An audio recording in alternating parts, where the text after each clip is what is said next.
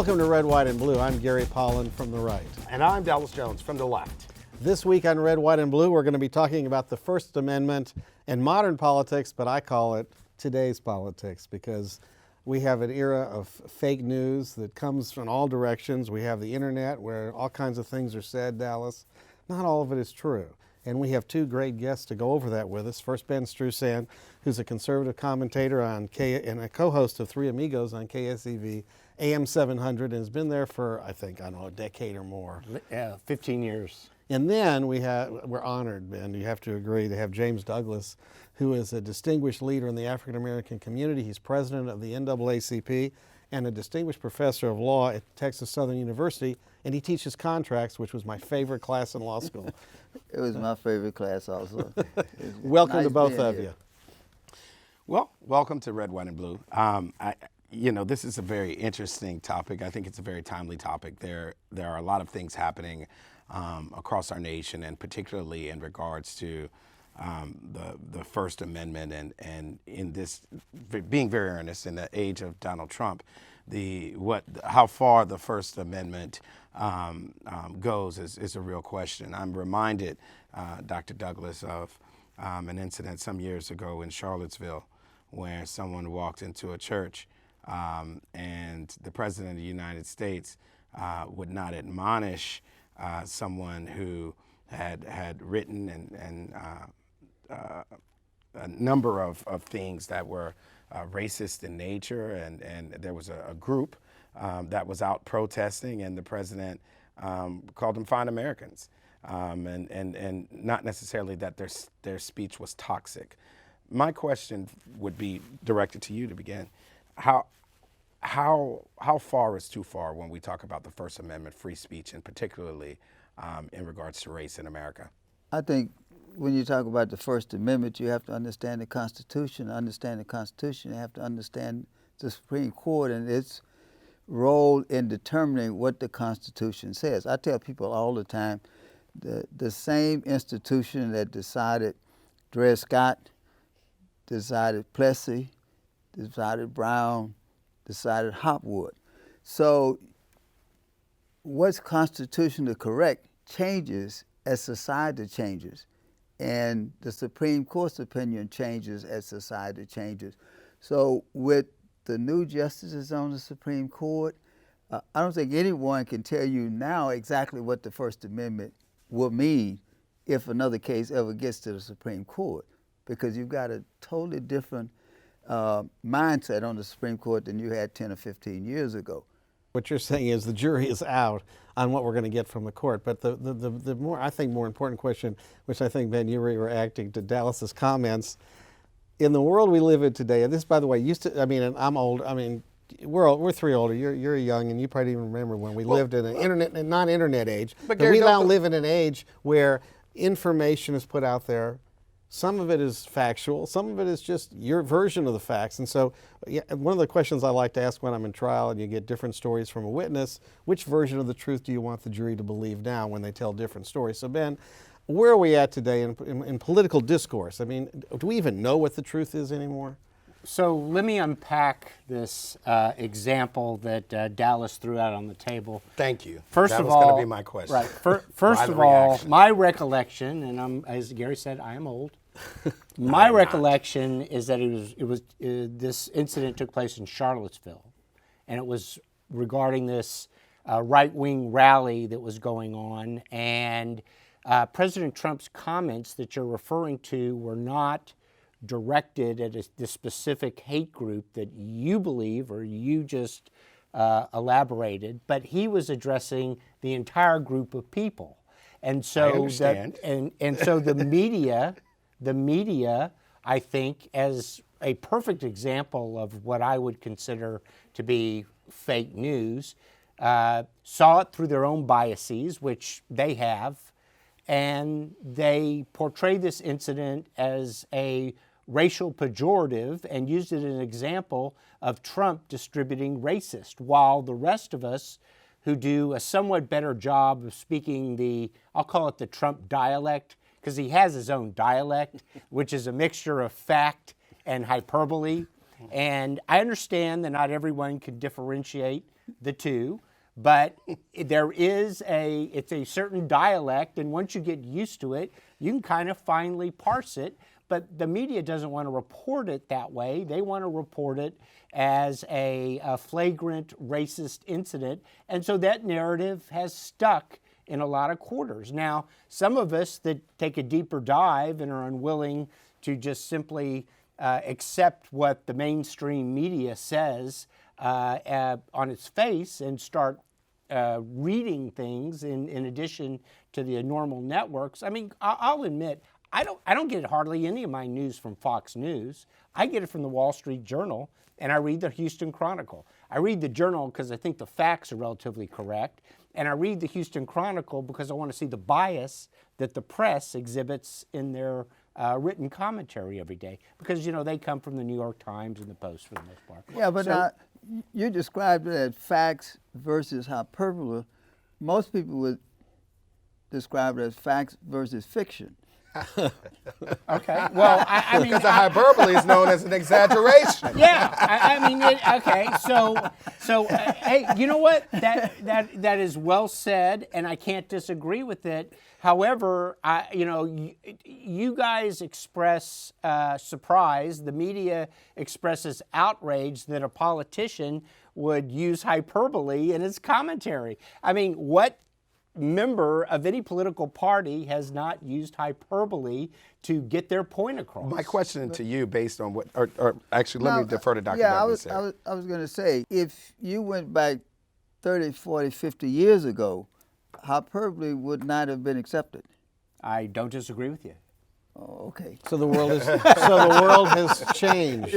The world has changed. And is that because of the internet? The internet is just a part of it, but it's not the only reason. Look, when I say the world has changed, society has changed. Because, and I tell people every day, they say, oh God, how can people put up with this? And I say, the country is changing. When white people read, you're becoming a minority, they get scared. And they want to put something in place to make sure that white privilege remains. That's not the topic this week. I know. Well, I know, but it's a part of the topic. But it's one of the reasons that hyperbole is acceptable now. It's one of the reasons that Trump is acceptable now. Trump is acceptable now because he is doing what people who support white privilege believe is necessary to continue white privilege. That's an interesting point that you made, Professor. However, the polls show Trump's got an approval rating among African American voters of like 35%, which is an historic high for Republicans. So what poll where did that reading? come from? Yeah, What poll are you reading? I'm not sure what poll you're What reading. poll are you reading, Gary? Trump, the poll that And Trump what poll reads. are you That's reading? what Trump's Fake pollsters news. say. That's a classic example of So- fake Trump news. pollsters. It's more like Look, 13%. So can I just say that those of us that have conservative values, we don't see race as motivating us to have policy differences. And one of the things that I'm constantly fighting against and pointing out, particularly when it comes to local media publications like the Houston Chronicle, that when conservatives have good faith policy differences with the other side, we are accused of being motivated by race or bigotry or homophobia or just fill in the blank. Whatever calling. pejorative fits the position that we have, it's incessant, it's constant. And in my view, it just diminishes the accusation and the meaning of the word. Conservatives don't even think about white privilege. Now, you can. I know you don't. That's the problem, because they say you can't fix a problem unless you recognize it, and you're right. But we do think about about equality of opportunity, and we want everyone, irrespective of race or sex or personal preferences to have an equal opportunity and have equality with one another and have, the ability to rise as far as merit will take them. And it's almost like you're asking me to defend myself against your accusations of racism when all I can tell you is I'm not a racist, and you're going to call me well, yes, you are. And I say, oh, no, I'm not. And I say, well, yes, I am. This is a never-ending circle. I'll give you an example. Go ahead, Dr. Doug. I'll give you an example. Once I hired a construction project manager. And was that for the law school? No, that's for the university. Right. And that job was to vet all the contractors and make a recommendation to me.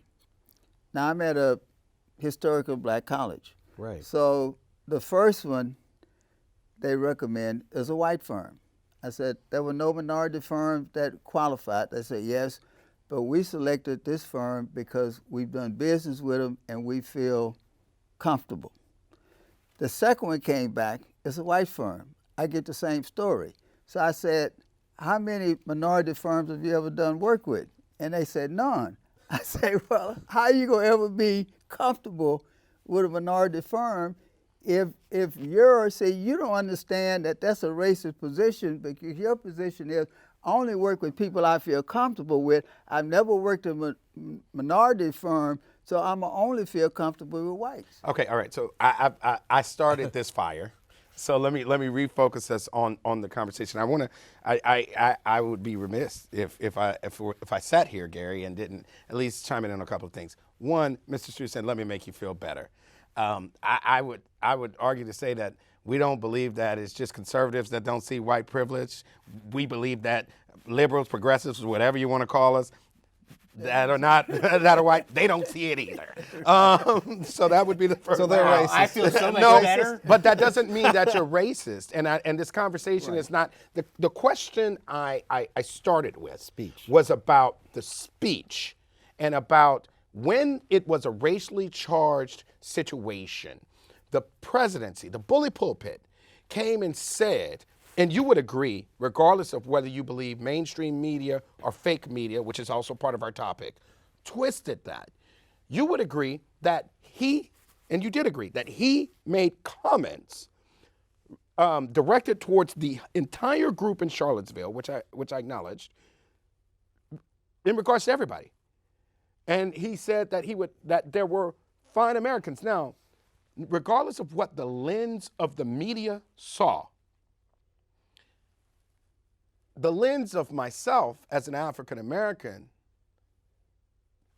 can interpret his words without the use of the media and did not see them as fine, let me finish, as fine Americans. Today, in the modern age, where is there a line, hyperbole or reality, that the presidency who sits in the bully pulpit should go? Is there such a thing as too far? Well, there's certainly a lot of subjective definitions in a lot of the things you say, and if you're talking about audiences, a different audience saw his comments differently. I can certainly acknowledge that you saw it the way you did, and that you're sincere, and that your motives are sincere. What I have a problem with is when the go-to move of the media and their Democrat media allies is when they reach in their pocket and they use the race gun or the bigot gun or just fill in the blank. There's the 3 or 4 words that rotate that have all these pejoratives associated with it. All of this, the African American, the enslavement, references to the Civil War. I mean, a lot of it, I can accept what you're saying and the fact that you believe and feel the way you do, and that if he were not, he may not be the most sensitive guy in the world, and he is truly insensitive in some of his comments. There's no question about it.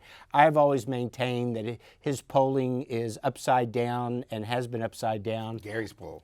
because of his comments about women, Or style. all right, and his comment and his disrespect and the disrespect that he has sometimes shown for women.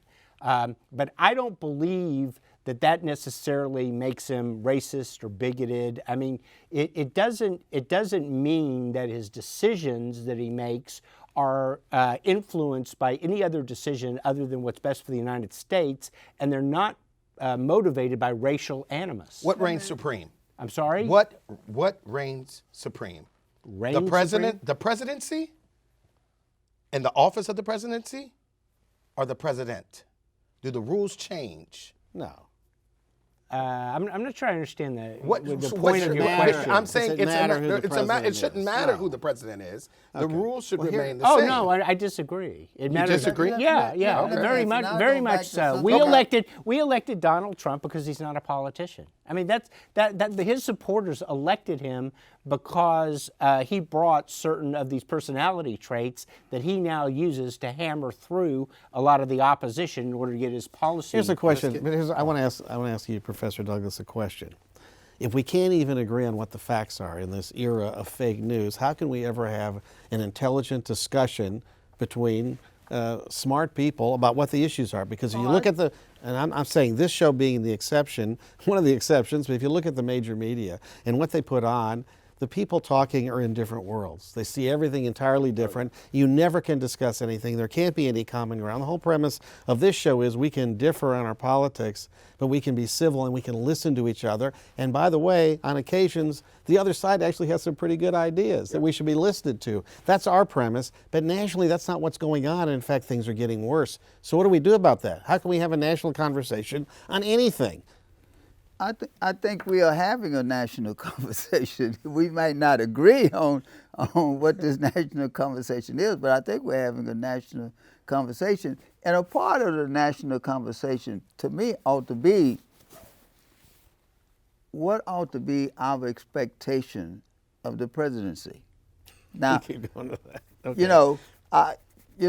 I think the president ought to represent some of the best in America, and he ought to exhibit some of the best in America. I really, and that's why I say it's the end game, because as you said,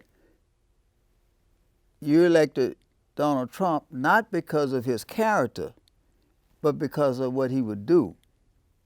And character ought to always be a part of everything. Yeah. But and then the other thing I would throw in that Ben was talking about. Can I just say I didn't really have a good choice in that election? But That's true, you didn't. But Bennett also See, mentioned. we agree there. Yeah, we're all on the same page there. The words that are used to stifle a debate, you're a racist, you're homophobic. If you go back and look, every Republican president of the modern era, they did the same thing to. They did it to George W. Bush. They did it to Ronald Reagan. They did it to Bush Sr. All of them. That is the line, and it's gotten worse over the years. But that's the line. Now, if you want to say that those presidents operated in more of a traditional, what we would believe is presidential, the way we would see it growing up. Well, how is a president supposed to act, right? Well, you kind of have your experience seeing that. Trump is cut from a different cloth. There is no question about it. But we've had those same issues, and I think part of the problem we have with fake news and the way the debate is, these words are used to cut off debate, so no other opinions are heard, okay? You talked about Charlotte and what happened there, and the fact is, you had radical leftists, Antifa, anarchists from the left that were there raising hell, bad people. You had the Nazis there. I mean, nobody likes Nazis. I don't think so. But then you had responsible citizens on both sides, where the issue was, should Confederate statues stay in the park? That was the issue. And you had good people on both sides. That's what he was talking about. He wasn't clear enough because he's not always artfully in what he says. And then, of course, the media is always looking to pounce on him and said, aha, there you go. There he goes again, right? I mean, that's what's happening. So part of it is Trump's style. Part of it is the media doesn't like him and hadn't liked him from the beginning and have treated him badly. And the other problem is our major media now is not, it's all advocacy journalism. That's all you get. And so what happens is people watch and get the news they want to get. Yeah, And but that's now why look- they read, Ben being the exception, because he reads the Houston Chronicle, which means you're reading the New York Times, because there is no coverage in the Houston Chronicle. But if you're doing that, you're seeing what the left's position is in America, which you should. But if you watch the major media, you watch ABC, CBS, NBC, it's the same drivel all the time. Fox, you get a different spin, okay? So people watch what they want to be reinforced with. So what's Yeah, your but now question, you- Gary? you So what's your said- question? You said, How can you talk when you don't know the no, facts?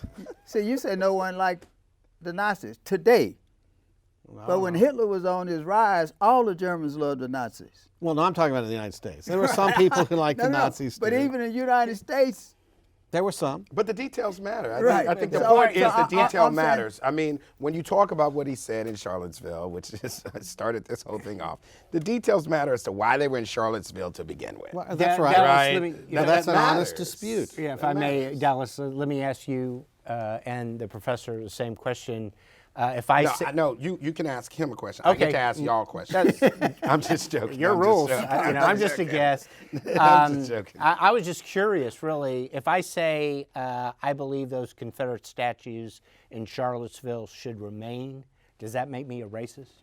no, but it makes you No, it very does not. insensitive. Very Because insensitive. one of the things they did in Germany is that you can't go to Germany and see anything about Hitler. So it's now, interesting. let me finish. Now, asked the the question. Civil War. He's right the on point. The Civil War was a revolution that was started by people in the South.